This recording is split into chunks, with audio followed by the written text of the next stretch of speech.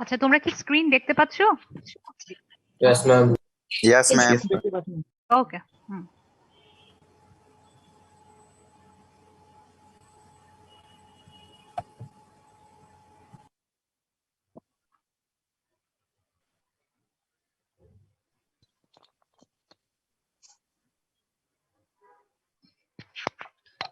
আজকে একটু পেন আর পেপারটা নিয়ে বসো, একটু ক্যালকুলেশন করতে হতে পারে নিজের মতো করে। So I think it will be helpful for you if you have a pen and paper beside you. Yes, ma'am.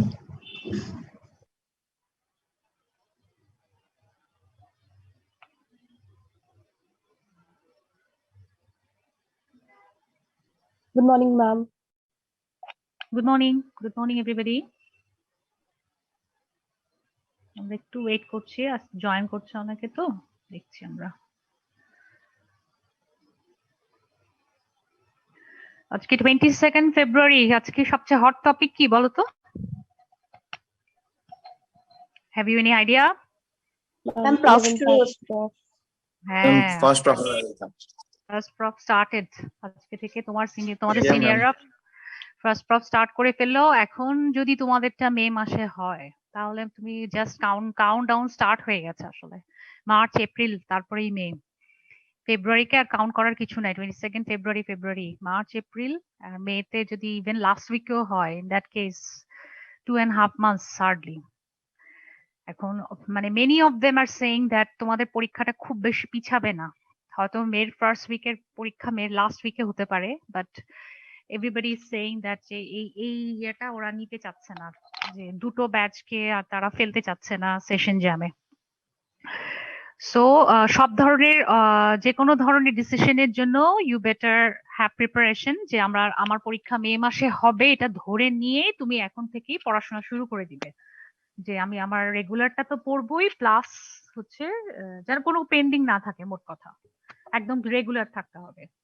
এবং এটা শেষ হয়ে যাওয়া, এবং এটা লাস্ট কাট চলছে সবগুলোর, এবং এটা শেষ হয়ে যাওয়ার পর পর তোমাদের যদি কলেজ ওপেন হয়ে যায় তাহলে তো ইউ আর মোস্ট ওয়েলকাম, আমরা ক্লাসে তোমাদেরকে পাবো।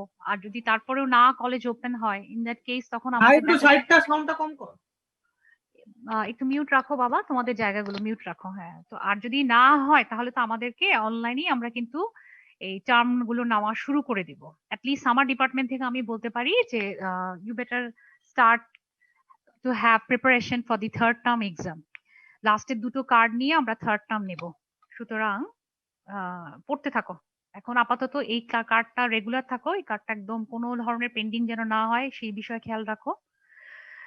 আচ্ছা, এনিওয়ে এত ভয় পাওয়ারও কিছু নাই, যেহেতু দিচ্ছে সবাই পরীক্ষা, তোমরাও দিবে। পরীক্ষা না দিলে থার্ড ইয়ারে উঠবে কি করে? থার্ড ইয়ারে না উঠলে স্টেথো গলায় ঝুলাবে কি করে?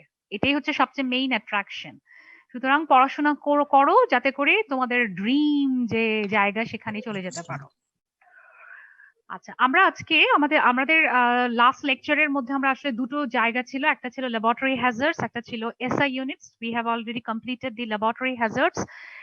আচ্ছা, ল্যাবরেটরি হ্যাজার্ডস এর মধ্যে তোমাদের কি কোনো প্রবলেম আছে? আমি বলেছিলাম যে খুব ইজি, পড়লেই হয়ে যায়।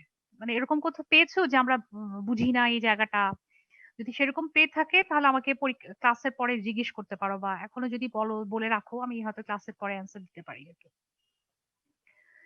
ল্যাবরেটরি হ্যাজার্ড খুব ইজি এবং খুব একবার রিডিং পড়লেই আসলে হয়ে যায়। হ্যাঁ, শুধু নামগুলো মনে রাখার, আমি বারবার বলেছি বায়ো হ্যাজার্ডটা সবচেয়ে বেশি ইম্পর্টেন্ট, এক্সামে আসবে। আচ্ছা, আমরা বরং আস্তে আস্তে এসআই ইউনিটটা শুরু করি। আচ্ছা, এসআই ইউনিট থেকে শর্ট নোটটা বেশি আসে, শর্ট নোট প্রায় আসে যে এসআই ইউনিটস এটা আসে। এসআই ইউনিটস ব্যাপারটা হচ্ছে system international. A stands for system আর I stands for international units. কেন এসআই ইউনিটসটা আসলো বা কি দরকার ছিল? এটা একটা standardise unit that is applicable everywhere in the whole world. এখন ধরো তুমি মনে করো তুমি একটা মার্কেটে গেলে to purchase some amount of cloth to make a dress. তুমি একটা ক্লোথ কিনতে গেলে, একটা মার্কেটে গেলে, এখন তুমি একটা দেশে গিয়ে তুমি দেখলে যে যে ক্লোথটা তুমি কিনতে যাচ্ছ সেই ক্লোথটা ওরা হয়তো ফিটে মেজার করে দিচ্ছে। ইয়াস, 3 ফিট, 4 ফিট, 5 ফিট এরকম দিয়ে দিচ্ছে, যে তোমাকে ওই ক্লোথটা দিল, তুমি 3 ফিট বা 3 ফিট একটা ক্লোথ কিনলে। আবার আরেকটা এরিয়াতে গেলে, আরেকটা কান্ট্রিতে গেলে, সেখানে গিয়ে দেখলে ওরা হাত দিয়ে মেজার করছে, they are measuring with hands. 2 hands, 3 hands, 4 hands এভাবে মেজার করছে। আরেকটা কান্ট্রিতে গিয়ে দেখলে সেই ক্লোথস এর মেজারমেন্ট হচ্ছে ওরা মিটারে মেজার করছে, একটা 2 মিটার 3 মিটার এরকম। তার মানে কি দাঁড়াচ্ছে, এখন যদি তুমি গিয়ে একজন টেইলারকে বলো আমাকে এই ড্রেসটা বানিয়ে দাও, এটার জন্য কতটুকু কাপড় লাগবে, কোনো টেইলার বলবে 3 ফিট লাগবে, কোনো টেইলার বলবে 2 মিটার লাগবে, কোনো টেইলার বলবে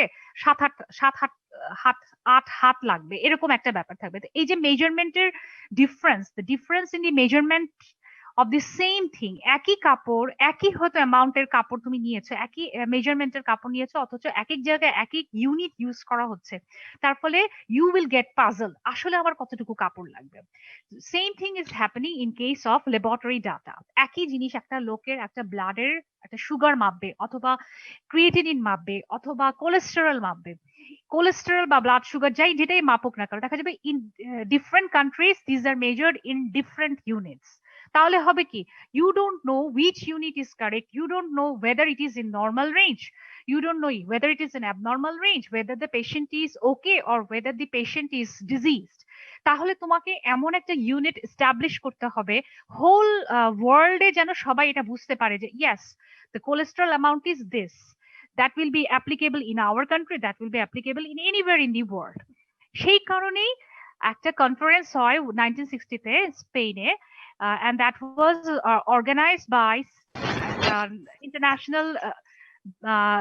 internationally reputed scientists, and they finally established that we should have a common unit। সেই common unitটাই হচ্ছে System International Unit or SI unit, যে ইউনিট দিয়ে সবকিছু একই ইউনিটে এক্সপ্রেস করা হবে হোল ওয়ার্ল্ডে। এইভাবেই আমরা চলবো। সেই ইউনিটটার নাম এসআই ইউনিট। এখন এসআই ইউনিটকে আমরা 3টা টাইপে ভাগ করে ফেলেছি। Classification of SI unit, it can be classified into 3 units: base units, derived units and supplemental units। আমি বলছি SI units কিন্তু এক্সামে প্রায়ই আসে অ্যাজ আ শর্ট নোট, যখন আসবে সুন্দর করে এভাবে গুছিয়ে তুমি লিখবে যে এটার ব্যাকগ্রাউন্ডটা কি, কেন এসআই ইউনিটের দরকার হয়েছিল, এরকম একটা কনফারেন্স করে সারা হোল ওয়ার্ল্ডে গ্লোবালি এটাকে একটা কমন ইউনিট বের করার জন্য আমাদেরকে একটা এসআই ইউনিট এস্টাবলিশ করা হয়েছিল। এটা 3 ধরনের হতে পারে, 3 types: base unit, derived unit and supplemental unit. Base unit,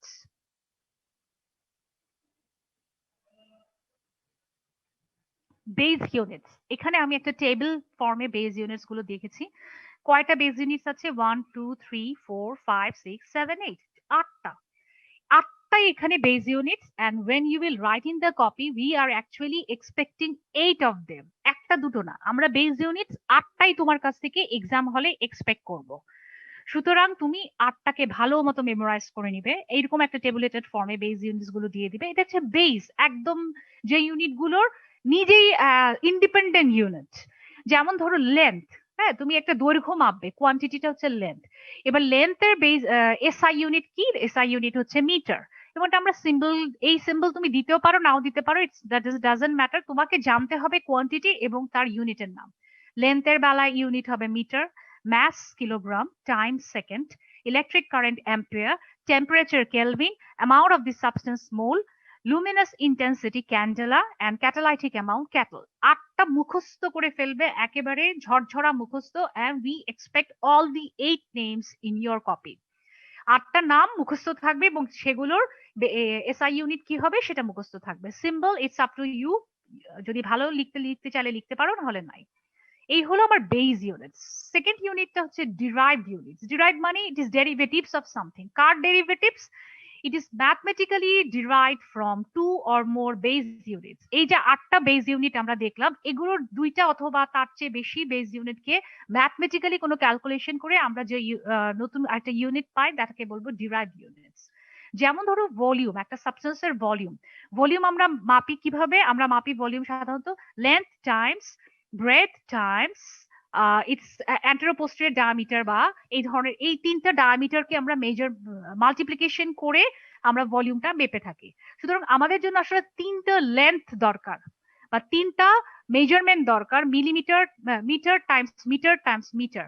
so the symbol will be metre cube or cubic metre. তার মানে ভলিউমটা হচ্ছে একটা ডিরাইভড ইউনিট।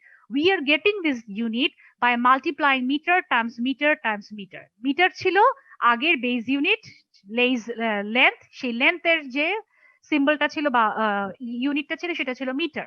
তাহলে আগের বেস ইউনিটটাকে আমি 3 বার মাল্টিপ্লাই করে আমি পাচ্ছি আরেকটা নতুন unit, that is the volume of a substance, and this volume of a substance is the cubic metre, and this is a kind of derived unit.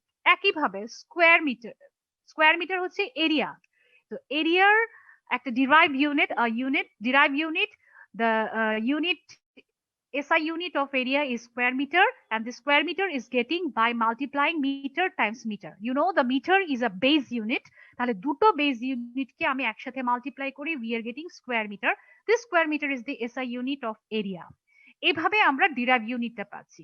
একইভাবে ফ্রিকোয়েন্সি, ইউজুয়ালি এটা সাউন্ডের জন্য এই ধরনের ক্ষেত্রে ইউজ করা হয়ে থাকে, এবং এটার এসআই ইউনিটের নাম হচ্ছে হার্টজ, এবং হার্টজ হচ্ছে যখন পালস পার 1 সেকেন্ড, 1 সেকেন্ডে কতবার পালস যাচ্ছে বা কতবার ওয়েভ যাচ্ছে সেটাই হচ্ছে আমার হার্টজ। সেজন্য সেকেন্ড টু দ্য পাওয়ার -1। তার মানে সেকেন্ডটা ছিল একটা বেস ইউনিট, টাইমের বেস ইউনিট। এবার এটার টু দ্য পাওয়ার -1 দিয়ে আমি ইউজ করছি আরেকটা ইউনিট যেটার নাম hertz, and this hertz is the unit of frequency. তার মানে এভাবে আমরা বলতে পারছি we can get the derived units by using the maths or applying the maths over the base unit। কয়েকটা বেস ইউনিটকে ইউজ করে ম্যাথমেটিক্যালি আমরা ডিরাইভ করছি, সেটা গুণ হোক, সেটা ভাগ হোক, whether it is a multiplication, whether it is a division, এরকম করে করতে পারি। ডিরাইভ ইউনিটস আরো অনেক আছে, I have just mentioned 4 of them, but base unit কিন্তু এই 8টা। These 8 are base units fixed, এবং you have to memorize all the 8 names। R derived units you can mention 1 or 2 পরীক্ষার খাতা এক্সামের জন্য আমি বলছি। আচ্ছা, লাস্ট আরেকটা বলা হয়ে থাকে সাপ্লিমেন্টাল ইউনিট। এটা হচ্ছে স্পেশাল দুইটা অ্যাঙ্গেল মাপার জন্য দুটো স্পেশাল ইউনিট। প্লেন অ্যাঙ্গেলের জন্য আসবে রেডিয়ান, আর সলিড অ্যাঙ্গেলের জন্য আসবে স্টেরেডিয়ান। এটা আমাদের এখানে খুব একটা বেশি অ্যাপ্লিকেবল না for as a medical biochemist or for a doctor, এই দুটো খুব একটা বেশি দরকার না।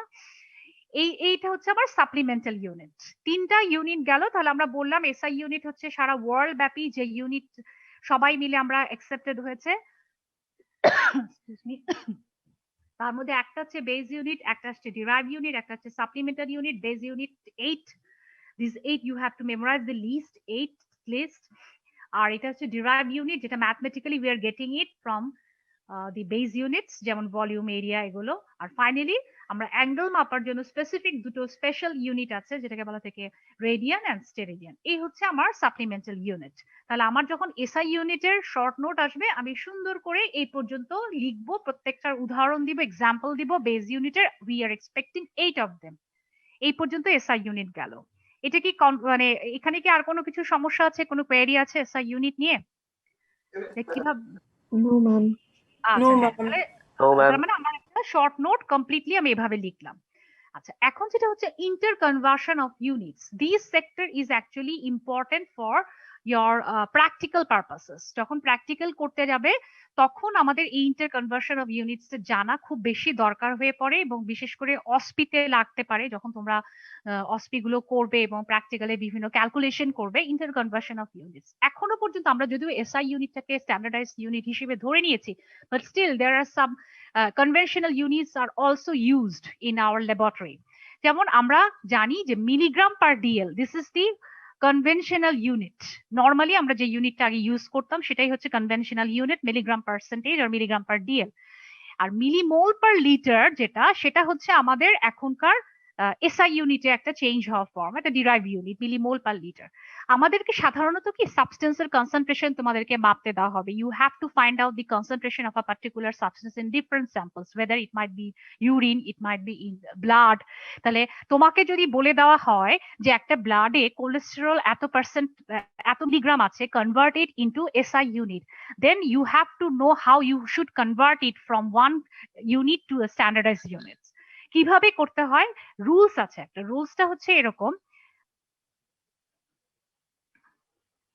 আচ্ছা, ধরো সাবস্টেন্সটা তোমাকে কনভেনশনাল ইউনিটে দেওয়া আছে milligram per dl or milligram পার্সেন্টেজে, তাহলে তুমি সেই মিলিগ্রামের অ্যামাউন্টটা লিখবে। এরপর it will be divided by 1/10 of the molecular weight or atomic weight of that substance. ধরো তোমাকে মাপতে দেওয়া হয়েছে গ্লুকোজ, তোমাকে বলা হচ্ছে একটা পার্টিকুলার অ্যামাউন্ট অফ গ্লুকোজ, তোমাকে বলা হচ্ছে you 200 milligram of glucose convert it into millimole per litre. তাহলে তোমাকে 200 মিলিগ্রাম অফ গ্লুকোজকে তার molecular weight or atomic weight যেটা দেওয়া থাকে, এখানে তুমি মলিকিউলার ওয়েট পাবে, মলিকিউলার ওয়েটটাকে তার 10 দিয়ে ডিভাইড করলে যে জিনিসটা পাওয়া যাবে, that will be known as conversion factor. তাহলে মিলিগ্রাম পার্সেন্টেজকে if you divide it with the conversion factor, you are getting millimole per liter. And if I say what is conversion factor, if the molecular weight or atomic weight of that particular substance is divided by 10, that means 1/10 of the molecular weight or atomic weight of a particular substance is known as its conversion factor. ব্যাখ্যাটা হচ্ছে এরকম, তার মানে আমরা বললাম একটা সাবস্টেন্সের যদি milligram per DL এ amount দেওয়া থাকে এবং তোমাকে বলা হয় এটাকে মিলিমোল পার লিটারে অথবা এসআই ইউনিটে কনভার্ট করো, তখন তুমি সেই সাবস্টেন্সের মলিকিউলার ওয়েট বা অ্যাটমিক ওয়েটটাকে 10 দিয়ে ভাগ করলে you will get the conversion factor. Conversion factor যখন তুমি পাবে তখন তুমি সেই কনভার্সন ফ্যাক্টরটা দিয়ে যদি মিলিগ্রাম পার ডিএল কে ডিভাইড করো, you will get millimole per litre. ঠিক একইভাবে আমি যদি বলে থাকি, আমি একটা অ্যামাউন্ট দিলাম যে হ্যাঁ glucose amount in a persons is about 12 millimole per liter, convert it into milligram percentage. How will you convert it into milligram percentage from millimole per liter? Multiply by 10. With the conversion factor. Yes, by multiplying conversion factor. It is simple rules. It is just mathematical rule. যখন আমার millimole দেওয়া থাকবে, আমাকে যদি মিলিগ্রামে convert করতে হয়, we will multiply conversion factor with this. এভাবে multiply করে দিব, আমরা এটা পাবো। আমাকে যদি ইউনিট দেওয়া থাকে মিলিগ্রাম পার ডিএল এ, বলতে হয় যে converted into millimole per litre, we will divide this milligram amount by this conversion factor. এখন হোয়াট ইজ কনভার্সন ফ্যাক্টর? আমার যদি কনভার্সন ফ্যাক্টরটা মেমোরাইজ করা থাকে ভালো, আমি ডাইরেক্টলি কনভার্সন ফ্যাক্টর এখানে অ্যাপ্লাই করে দিব। আমার যদি মেমোরাইজ না থাকে তাহলে আমার সেই সাবস্টেন্সের মলিকিউলার ওয়েট অথবা যেটা যদি অ্যাটম হিসেবে থাকে atomic weight, we will find this weight and we will divide it with the 10. 1/10 of the molecular weight or atomic weight is known as the conversion factor. এটাই আমরা এখানে বলার চেষ্টা করেছি। To convert the milligram percentage of any substance into millimole per liter, milligram percentage must be divided by the 1/10 of its molecular weight or atomic weight. আর এই 1/10 of molecular weight or atomic weight is known as the conversion factor. এই জিনিসটাকে আমরা এখন একটা যদি glucose দিয়ে আমরা করি, খুব মানে কমন জিনিস, আমাকে প্রায় ব্লাড গ্লুকোজ মাপতে হবে, আমাদের ব্লাড গ্লুকোজ প্রায় রেগুলারলি মনিটর করতে হয় বিভিন্ন জায়গা থেকে। তো সেই জন্য আমি যদি একটা গ্লুকোজের অ্যামাউন্ট আমাকে দেওয়া থাকে যে এটা মিলিগ্রাম আছে, তুমি মিলিমোলে কনভার্ট করো, তুমি যদি সিস্টেমটা জানো, you can easily convert into millimole. যদি মিলিমোলে থাকে, তুমি মিলিগ্রামে কনভার্ট করতে চাও, you can easily multiply the millimole with the conversion factor. তাহলে কিভাবে করতে হয়? গ্লুকোজ, ধরো গ্লুকোজের তুমি কনভার্সন ফ্যাক্টরটা জানো না, you have to find the conversion factor. How? গ্লুকোজের ফর্মুলাটা হচ্ছে C6H12O6, you know this formula. তাহলে এই ফর্মুলা থেকে you can find the molecular weight of the glucose. এখানে কার্বন আছে 6টা, you know that atomic weight of the carbon is 12, so 12 times 6। তারপর হচ্ছে হাইড্রোজেন, হাইড্রোজেনের অ্যাটমিক ওয়েট হচ্ছে 1, সো 1, এখানে 12 মলিকিউল 12 আছে, সো 1 টাইমস 12। আর অক্সিজেনের মলিকিউলার ওয়েট হচ্ছে অ্যাটমিক ওয়েট হচ্ছে 16, 16 এর সাথে এখানে আমার 6টা আছে, 6 আছে, so you will multiply 6 with this 16, finally add all of them, C6H12O6 সব অ্যাড করার পর আমরা পাচ্ছি এখানে 72 plus 12 plus 96, 180.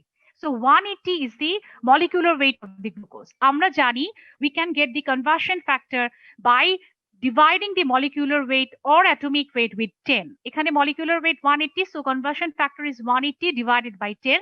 We are getting the conversion factor 18. তাহলে 18 আমি পেলাম। আমি যদি মেমোরাইজ থাকে 18, খুব ভালো, আমার জানা আছে গ্লুকোজের কনভার্সন ফ্যাক্টর 18, আমি ঠাস ঠাস করে অঙ্ক করে দিতে পারবো। আমার যদি মেমোরাইজ না থাকে, দেন আমাকে এইভাবে কনভার্সন ফ্যাক্টরটাকে ফাইন্ড আউট করতে হবে।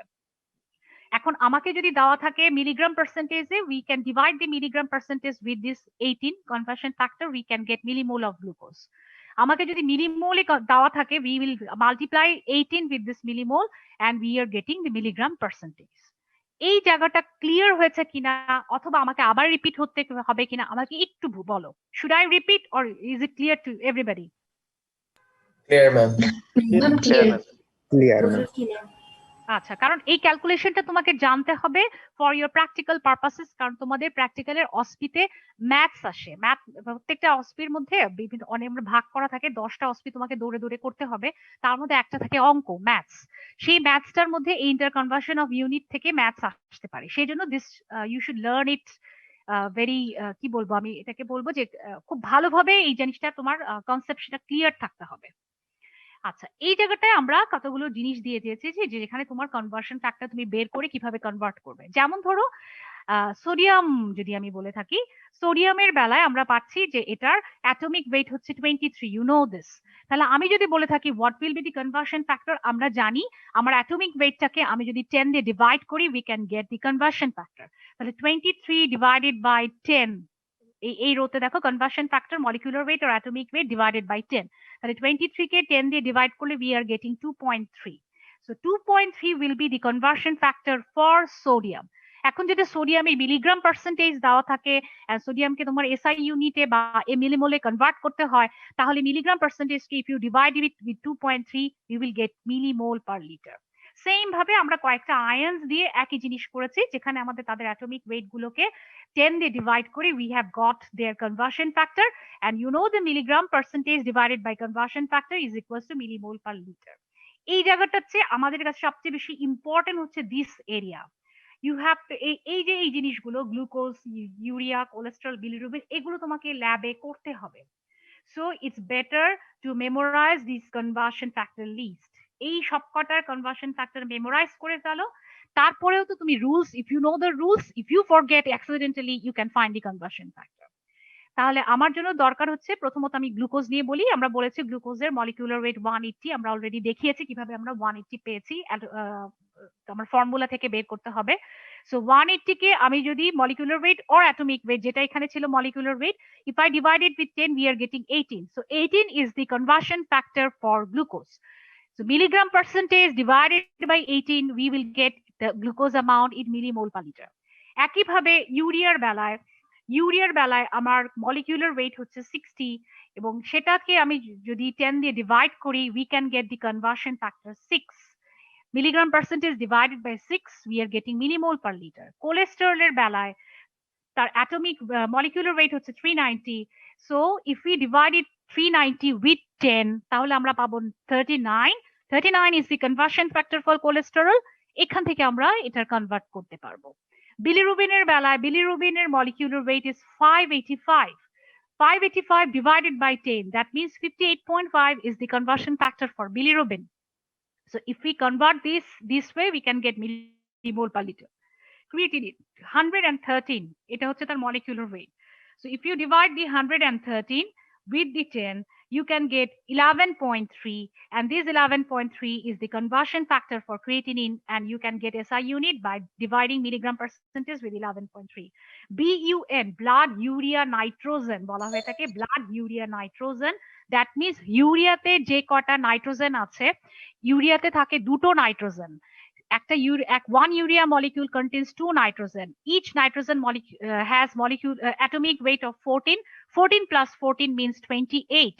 So 28 is the BUN or blood urea nitrogen. If you divide the 28 with 10, you can get 2.8. This 2.8 is the conversion factor for BUN.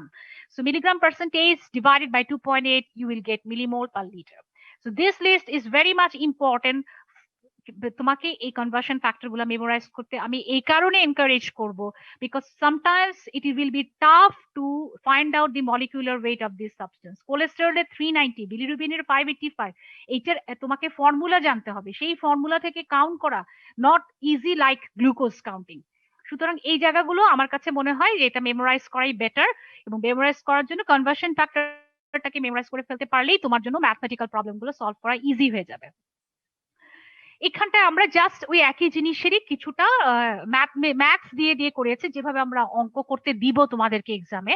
যেমন বলা হচ্ছে গ্লুকোজের মলিকুলার ওয়েট ইউ নো 180, এবং তোমাকে হয়তো বলা হয়েছে যে you have been given 90 milligram per DL of the glucose, convert this 90 milligram into SI unit, that means millimole per litre. তাহলে তুমি জানো ইয়েস গ্লুকোজের 180 মিলিগ্রাম মলিকুলার ওয়েট আর গ্লুকোজের কনভার্সন ফ্যাক্টর হচ্ছে 18, কারণ 180 ডিভাইডেড বাই 10 মানে হচ্ছে 18। তার মানে আমাকে যেহেতু মিলিগ্রাম পার্সেন্টেজে দেওয়া আছে, I have to divide this amount, 90 divided by 18, 5 millimole per litre.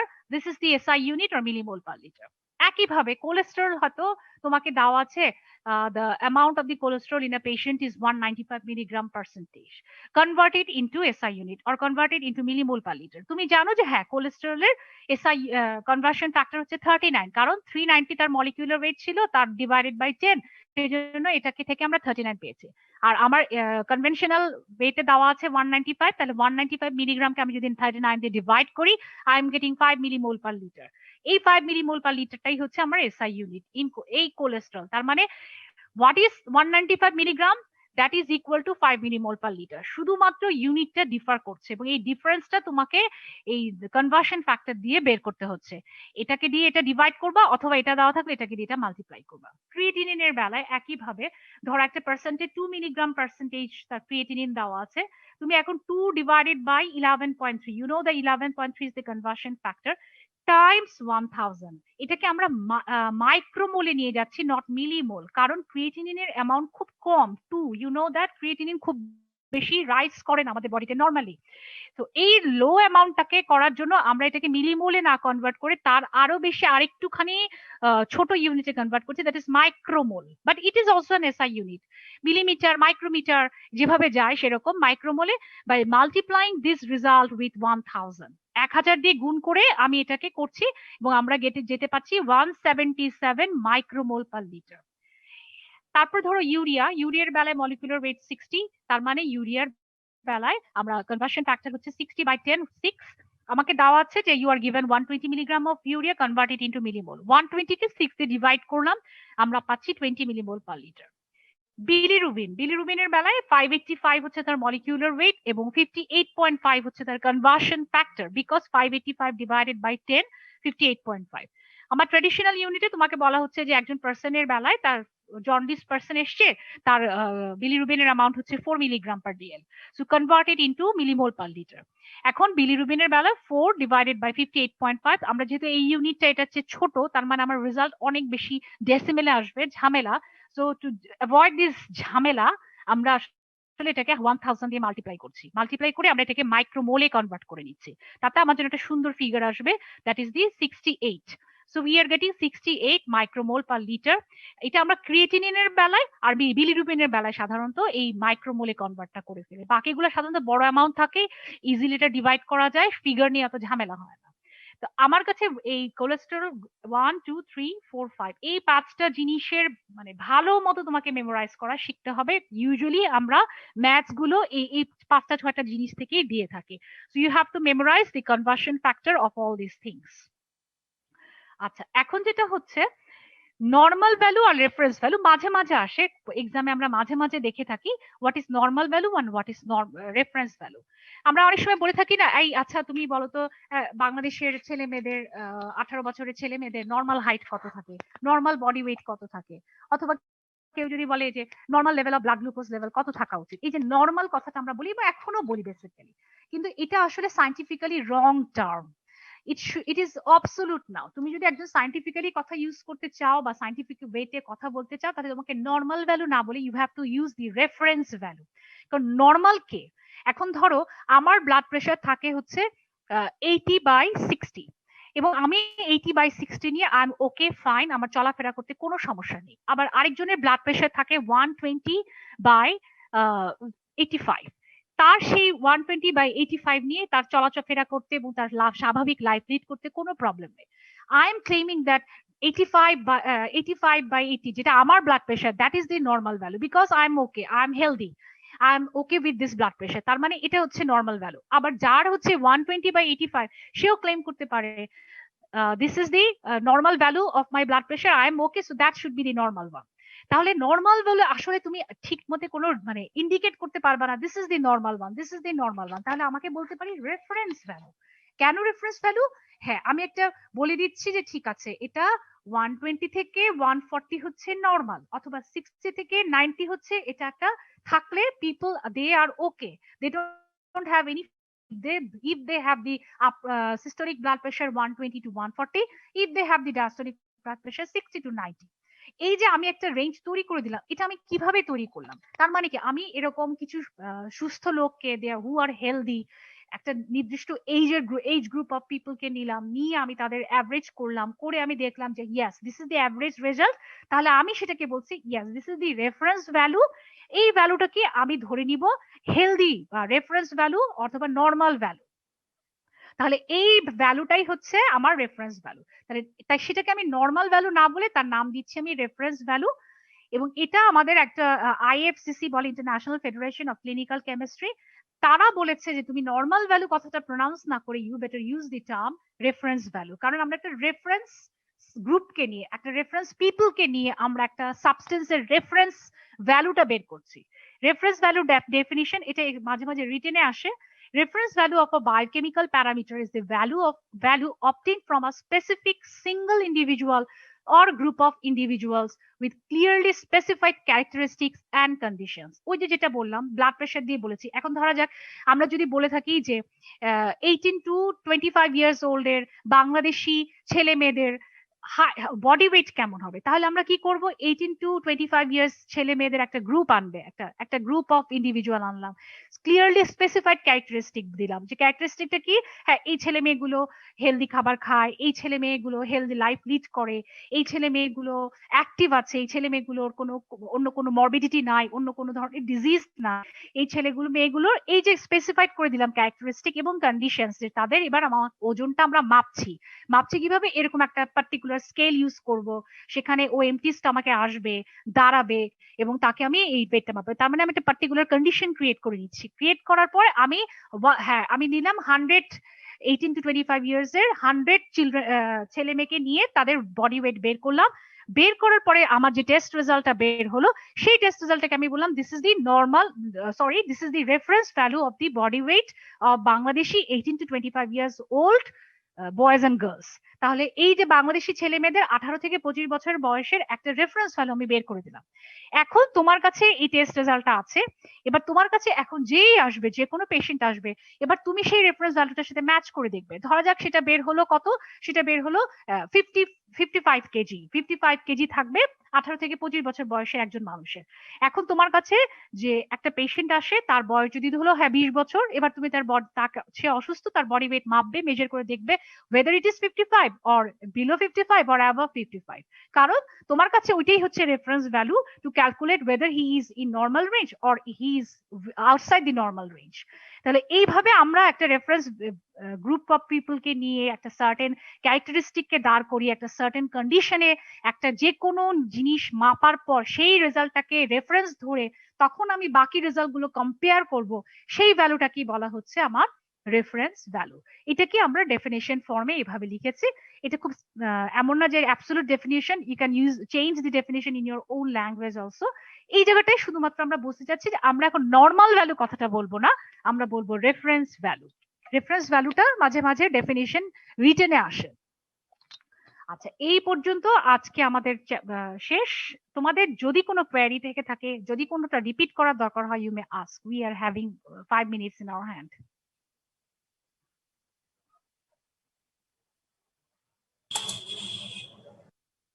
ইন্টারকনভার্সন কি বোঝা গেছে?